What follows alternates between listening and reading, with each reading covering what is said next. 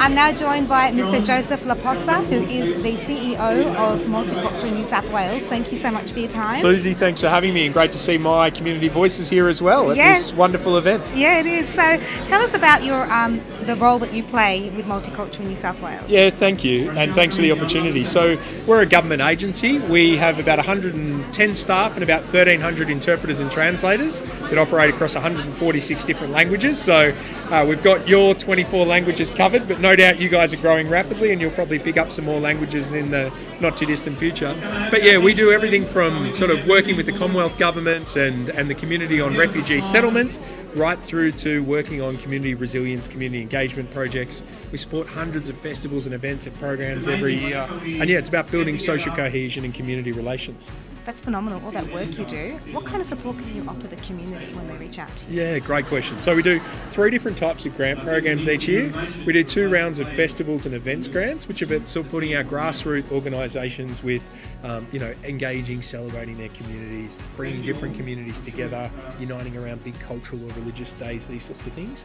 And then the other ones are project grants. So we work really closely with the community around capacity building projects, helping support more members of our culturally and linguistically diverse community, be a part of more mainstream, whether they're volunteer programs, sort of iconic Australian organisations like Scouts or Guides or CWA, to try and really get them to focus on our culturally diverse communities.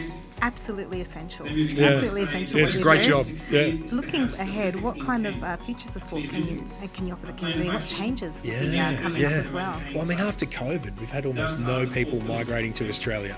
So when you think about it, we're going to have 200,000 new migrants every year coming into New South Wales, and we've also got a significant increase in our refugee programs under the Commonwealth Labor government. So we need to be thinking as a state and as community, working with local councils and community voices and others around how we make these success stories, these migrant success stories, as prosperous as quickly as possible, because we need the engineers, we need the labourers, we need the tradespeople, we need the doctors, the nurses, the aged care professionals. We need all of these different people to help support our economy and our ageing population. So it's not a question about should we be doing it. We must do it if we want to sustain that quality of life. So agencies like ours need to work with you, community, to make sure that's as successful as possible.